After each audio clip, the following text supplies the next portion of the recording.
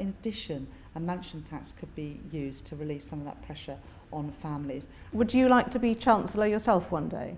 I would very much like to be Chief Secretary of the Treasury, because I can say all these things at the moment about what we would do and how we will criticise the budget, but I would much prefer to be inside the Treasury, actually being able to make the difference rather That's than a very just, female thing to shouting want the from number 2 job. Wouldn't you want the number 1 job? I would be very pleased if Labour won the next election. I think that is our biggest battle at the moment, to win that trust back of the public who deserted us in 2010 and to get back into government. But that's our struggle for the next 3 and a bit years. First of all, what's he going to do to get jobs and growth back on track?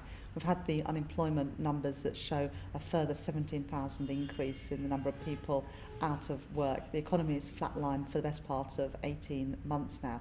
So is the Chancellor actually going to take some action to get the economy moving and growing again, to reduce unemployment and to then increase those tax revenues so we can start paying down the deficit? And the second test is around fairness, because even within tight fiscal constraints, the government and the Chancellor has got choices about the way in which to get the deficit down.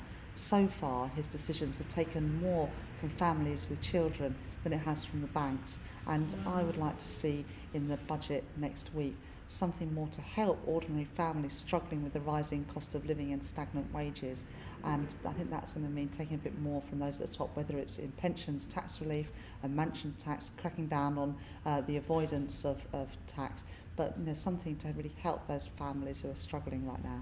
Well, we have said that we would support a mansion tax if that money is used to relieve some of the pressures on families.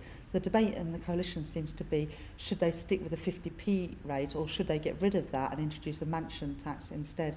I think right now we should be sticking with that 50p rate for people earning more than £150,000.